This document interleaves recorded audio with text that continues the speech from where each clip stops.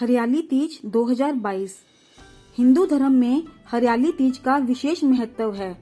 सावन की शुक्ल पक्ष की तृतीय तिथि को हरियाली तीज का पर्व मनाया जाता है।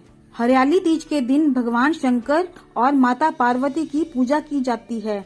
इसे हरियाली तीज, श्रावणी तीज और कजली तीज भी कहते हैं।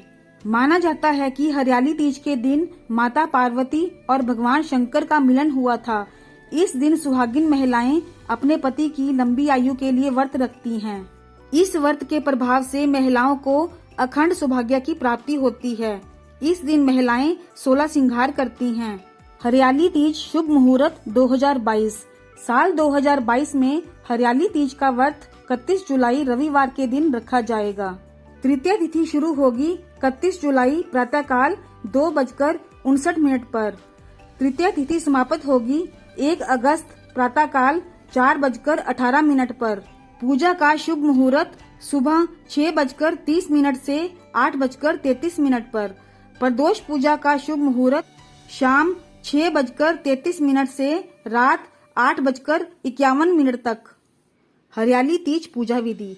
हरियाली तीज के दिन सुबह जल्दी उठकर स्नान आदि करने के बाद हरे वस्त्र धारण करने के बाद पूजन की तैयारी की जाती है। इस दिन घर के बड़ों को हरे वस्त्र और हरे रंग की चूड़ियों के साथ श्रृंगार का सामान देने का भी रिवाज है।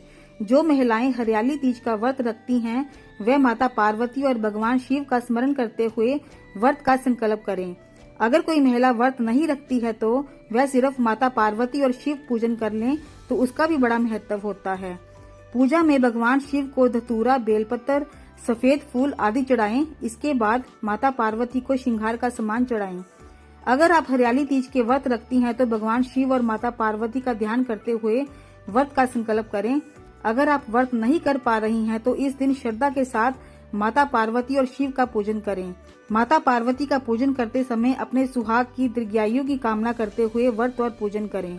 हिंदू धर्म में हरे रंग को बहुत पवित्र माना जाता है। सावन के महीने में इस रंग का महत्व और भी बढ़ जाता है। इस महीने में बारिश होती है, चारों ओर हरियाली नजर आती है। मानसून में मौसम बहुत ही सुहावना होता है। यह मौसम भीषण गर्मी से राहत पहुंचाता है। इससे मन शांत और खुश रहता है। इस रंग को सौभाग्य का भी प्रतीक माना जाता है। ऐसा माना जाता है कि भगवान शिव को हरा रंग बहुत ही पसंद है। हरे रंग के कपड़े पहनने से कुंडली में बुध को मजबूत बनाने में मदद मिलती है। इसीलिए आप हरियाली तीज के दिन कुंडली में बुध ग्रह को मजबूत करने के लिए इस रंग के कपड़े भी पहन सकते हैं। यही कारण है कि हरियाली तीज के दिन हरे रंग के कपड़े पहनकर पूजा करना बहुत ही शुभ माना जाता है। हरियाली तीज व्रत कथा। भगवान शिव ने माता पार्वती को उनके पूर्व जन्म के बारे में याद दिलाने के लिए ये कथा सुनाई थी। शिवजी कहते हैं, हे पार्वती, बहुत समय पहले तुमने हिमालय पर मुझे वर के रूप में पाने के लिए घोर तप किया था। तुमने अन्न जल का त्याग कर सर्दी, गर्मी और बरसात जैसे सभी ऋतुओं का कष्ट सहा।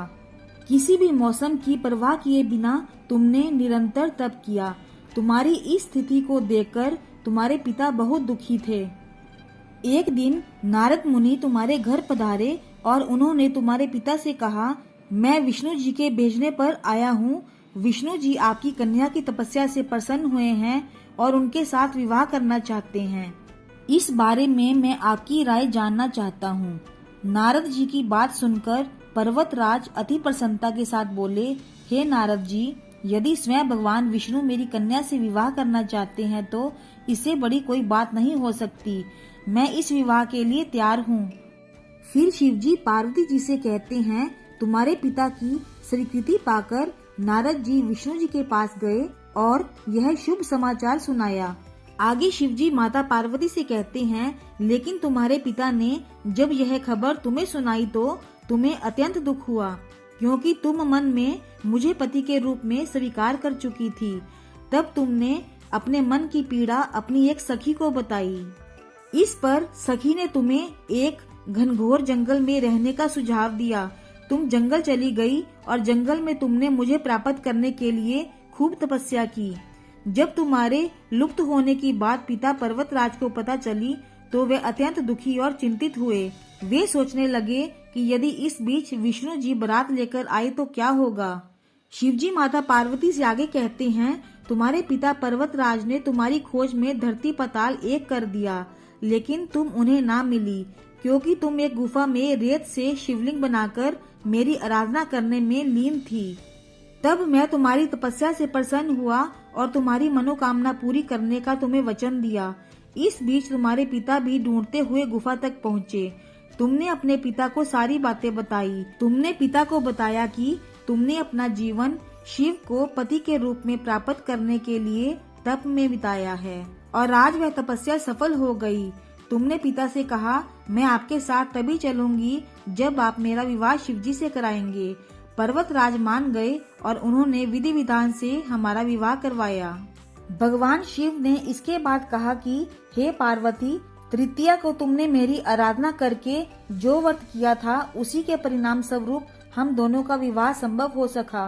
इस व्रत का महत्व ये है कि मैं इस व्रत को पूर्ण निष्ठा से करने वाली प्रत्येक स्त्री को मनवांछित फल देता हूँ। भगवान शिव ने पार्वती जी से कहा कि इस व्रत को जो भी स्त्री पूर्ण श्रद्धा से करेगी उसे तुम्हारी तरह अचल सुहाग प्राप्त होगा।